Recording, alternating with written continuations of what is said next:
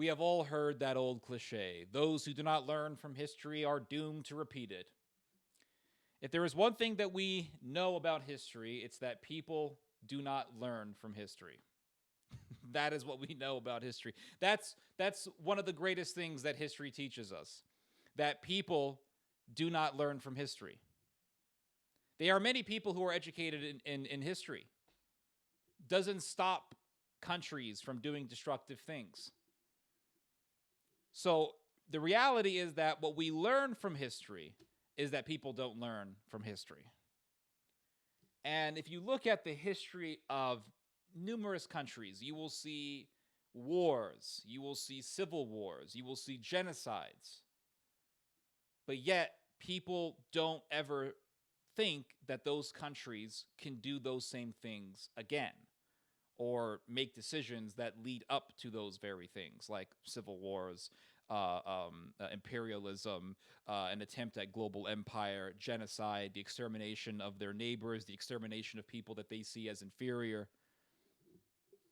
There were numerous civil wars in the history of Israel. You can read about them in the Old Testament. There was the major civil war between Israel and Judah. You can also read about the Roman-Jewish conflict. And, when I began to read Josephus's history on the Roman-Jewish conflict, I was honestly expecting to read about Jews versus Romans. Jews pick up their swords, say we've had enough of the Roman yoke, and now we're going to fight against the evil despotic Caesar. That is not what I got. I did not get a black and white, cut and dry image of the Jews versus the Romans. What I ended up getting was Jews versus Jews most of the time, and then on the side, the Jews are fighting the Romans. And then the Jews lose because they're so divided. They have slaughtered each other so much to the point that by the time they try to actually put up a fight against the Romans, they're utterly crippled and devastated and greatly hindered by their own, by the fact that they've lost so many numbers under their own hands. Also, the Jews were way too reliant on their own food storage, and a lot of them ended up starving to death. I know that's not funny, but that's what happened.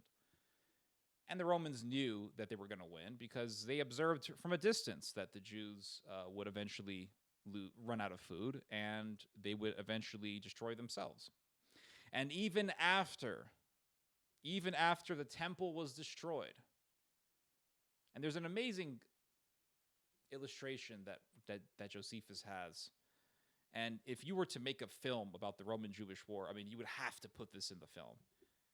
You have Titus, who's about to be the emperor, giving this speech about how proud he is of his men. This is after they destroyed the temple and they laid waste the city of Jerusalem. And as he is giving this speech, there was a whole bunch of Jews living in some caves that were conspiring some stuff.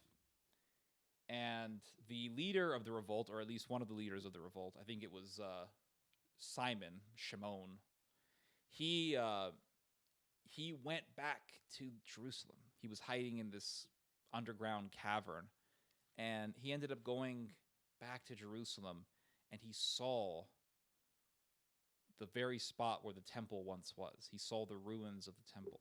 It had just been destroyed, and he saw what was left of it. Pretty intense.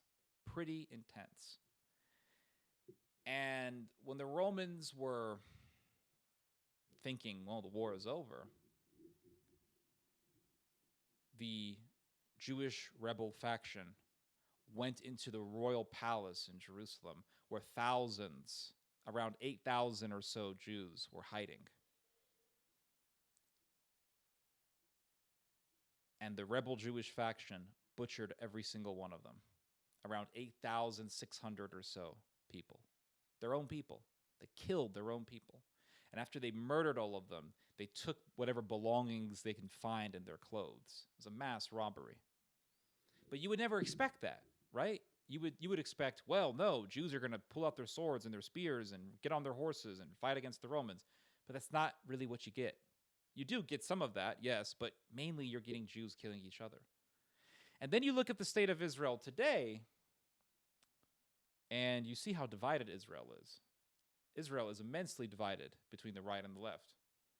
And then recently you had this toppling of the Netanyahu regime, the Netanyahu government, which had been ruling for 12 straight years, and a whole alliance of political parties, a mixture of right-wing, left-wing, center-right, center-left, nationalist, far-left, and even one Muslim party. They all got together and they said, we're going to outnumber the Likud, and they overthrew Netanyahu. And this has caused great exasperation amongst Israel's right wing because the majority of voters in Israel voted for Netanyahu. Netanyahu is still immensely popular. So you have an extremely popular prime minister who got the majority of the votes getting overthrown. So that means you have a huge population of people supporting this guy, and now their guy is out. That's not a very good political environment because now you have a majority of the people who are mad. And you have let's play conservative here. You have half of the country that's pissed off. And then you have the other half of the country who hates Netanyahu. And Israel is so divided. There have been quotes by people who worked for the Mossad who have said Israel could definitely one day hit a civil war. I'll read to you guys a quote. This is from 2016. This is from the former director of the Mossad. His name is Tamir Pardo. And he said, quote, "If a divided society crosses a certain threshold, you can reach phenomena such as civil war. In extreme cases, I'm afraid we're in that direction. Threats to countries today are internal and not external. What you have in Syria and Iraq and Libya and in Yemen and in a lot of countries, you see the daily statistics of attacks." So he is saying what has been happening in Syria, what has been happening in Libya could actually one day happen in Israel. A massive, bloody civil war. And nationalism is not going down in Israel. Nationalism is increasing. It's increasing for several reasons. One, of course, you have the rise of Iran. You also have the rise of Turkey, which is hostile to Israel. So you have outside enemies that are exasperating the population towards nationalism, which is quite expected. But then at the same time, you have a mass immigration into Israel from Ukraine and Russia. Most immigrants to Israel come from Ukraine or Russia. These are Jewish people who want to live in Israel. And those Jews tend to be more nationalistic. And then on top of that, you have the fact that it's the religious nationalist people in Israel who are having most of the kids. They're having the highest birth rates as opposed to the more secular liberal Israelis who have a very low birth rate. So the right in Israel is dominating the demographic war, and they're also dominating the immigration war in the sense that they're getting more and more people on their side into Israel from Ukraine and Russia. So Israel is becoming extremely nationalistic. Now, my father, when he converted to Christianity, he became extremely pro-Israel, and he was speaking all over the world about his support for Israel. And what happened was I ended up going to a lot of these events and hearing a lot of Jewish people talk about their feelings towards the United States, towards the UN, towards the Islamic world, etc. One thing that I noticed was a common theme in their talks, in their speeches, in their discourse, was that America was tying Israel down way too much. America was tying Israel down way too much, and America was controlling Israel too much. What that tells me is that the nationalists in Israel, they like getting American support, right? They don't mind getting that American support. They don't mind getting American military assistance. They don't mind getting financial aid, but they don't want America telling Israel what to do. And it could be in the future that Israel could just one day revolt against the United States and say, you know what, America, we're going to do whatever we want. It could be that it'll come to the point where America is going to, because right now America is transitioning into this state of isolationism, right? America is becoming more and more isolationist. America doesn't want to get involved in other countries' affairs as much, especially, as opposed to what America was in the early 2000s. America is withdrawing from Afghanistan. And so America is becoming more and more recluse from the world. And as that happens, it could end up coming to the point where America is just going to tell Israel, listen, do what you got to do to protect yourself. That's your affair. We're not going to get involved. If that happens, that's going to give the green light to the nationalists in Israel, to the right wing in Israel, to say, well, America isn't doing anything for us anymore, so we're going to have to take matters into our own hands, and we're just going to do what we want to do. Now, remember what happened last year. Netanyahu was talking very seriously about annexing 30% of the West Bank. They were people in the Trump administration who were very supportive of this idea, that wanted Netanyahu to invade 30% of the West Bank, take 30% of the West Bank for itself. But at the end, the Israelis decided not to do it because they knew, internationally speaking, it would look bad for them. And they knew that a lot of people in Washington wouldn't be too happy with that.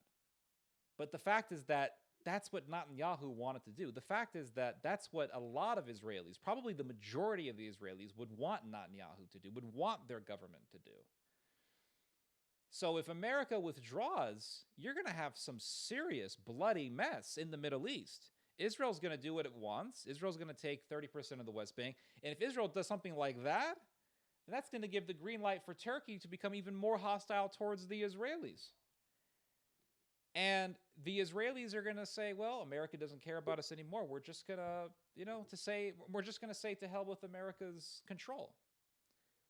That's what's been happening in Europe with the Germans. The Germans have been saying, they've been saying this since 2017. What did Merkel say? She said this in 2017. I think she also said it in 2018. She said, I cannot trust the Americans anymore. I can't trust the British anymore because the British left the EU, so they don't care about the EU's defense anymore. The British were the biggest funders for the EU's defense. And America was saying, to hell with you, Germany. The Germans are bad. Trump was saying the Germans are bad. They're not paying for their fair share. They're leeching off the United States. And the Germans were saying, okay, if that's what you feel, then we're going to become more and more autonomous for our own defense. What you're seeing is a rebellion against the American empire. Now that leads me back to history, because at the beginning of this video, I talked about the theme of history and how that common cliche of, well, those who don't learn from history are doomed to repeat it, really isn't exactly the truth. A more accurate way to render that cliche is what we can learn from history is that people don't learn from history. So when the Romans were dealing with the Jews in Judea, when the Romans were dealing with the Jewish rebels in Judea, the Germans saw what was happening. The Germans knew that the Roman Empire was starting to crumble, that the Roman Empire was declining. They knew it was very obvious. That's why the Jews revolted. The Jews revolted when the Roman Empire was becoming weak. Remember what happened not too long before the outbreak of the Roman-Jewish conflict. The Romans had a civil war, and Vespasian and his son Titus were victorious. But nonetheless, it was a sign of the Roman Empire's diminishment. It was the sign of the Roman Empire's weakening, of its decline. The Jews revolted, and then in the middle of that, I want to say maybe near the end of the Roman-Jewish conflict, the Germans revolt. And Josephus tells us the motives of the German revolt against the Romans. And he says here, the motives that induced the Germans to this attempt for a revolt and for beginning the war were these. In the first place, the nature of the people, which was destitute of just reasonings, and ready to throw themselves rashly into danger upon small hopes. Kind of reminds you of something that happened back in the 1930s. All these Germans were willing to sacrifice their lives with little hope that Germany was going to conquer the world. In the next place, the hatred they bore to those that were their governors, while their nation had never been conscious of subjection to any but to the Romans. So the Germans didn't like being ruled over. It was as simple as that. They didn't like the fact that the Romans ruled over them.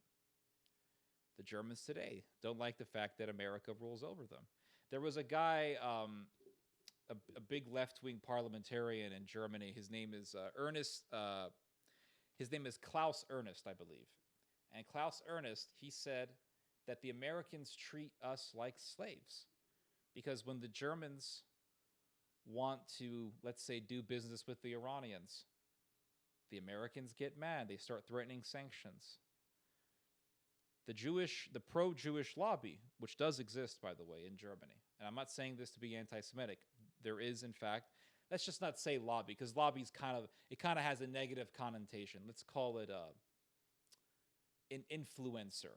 All right, there is a very strong influencer within the German government that consists of very, very pro-Israel organizations in the German parliament, and they twist the arms of German politicians to do certain things. And there is a very influential German politician with the Christian Democrats. His name is Andreas Nick. And Andreas Nick said that there is a very systematic attempt to force Germany, essentially force Germany to do the bidding of Netanyahu and Trump.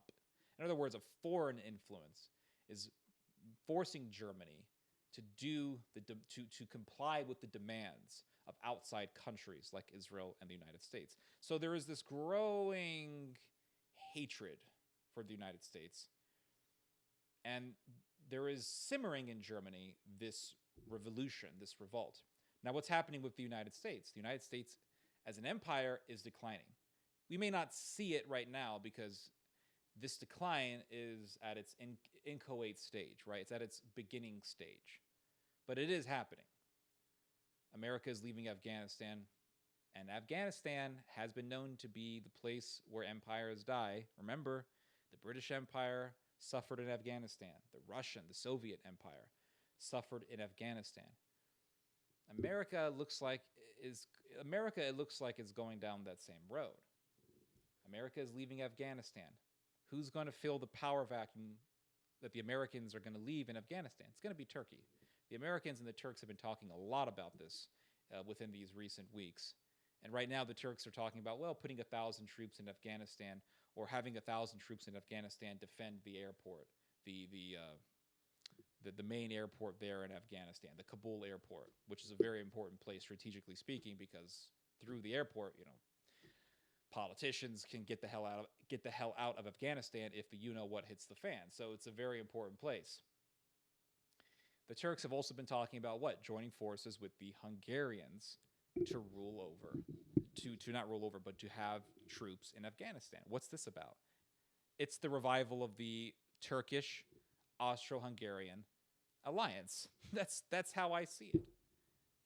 Remember, there was this huge railway that was being planned on by the Austrians, the Hungarians, and the Turks. They wanted to build this giant railway system, and I think they're still working on it, or they've completed it. But they wanted to build this huge railway system connecting Asia to Europe, a railway system that can go from Asia all the way up to Northern Europe. And the Hungarians and the Austrians and the Turks were orchestrating this, were designing this. That's pretty significant. And remember how the Turks killed all the Armenians. They used the railway system. It was a very convenient way to kill 1 million people. So we're seeing the repeat of history, or maybe not exactly the repeat, but we're seeing a rhyming of history. Because as Mark Twain said, history does not repeat itself, but it sure does rhyme.